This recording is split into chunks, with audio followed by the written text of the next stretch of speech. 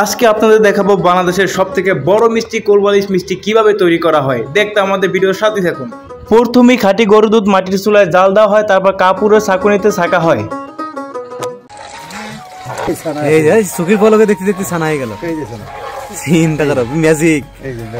এবার এই ছানা হাত দিয়ে চটকে দিতে হবে। দীর্ঘদিন 15 বছর হচ্ছে, তার বেশি হচ্ছে। আমি 30 বছর করছি। ছানাগুলো মিহি করার পর এবার নিয়ে যাওয়া হচ্ছে দাঁড়িপাল্লার কাছে। ছানাগুলো ওজন দেওয়া হবে নির্দিষ্ট আকারে মিষ্টি তৈরি করতে, যাতে করে বড় ছোট না হয়।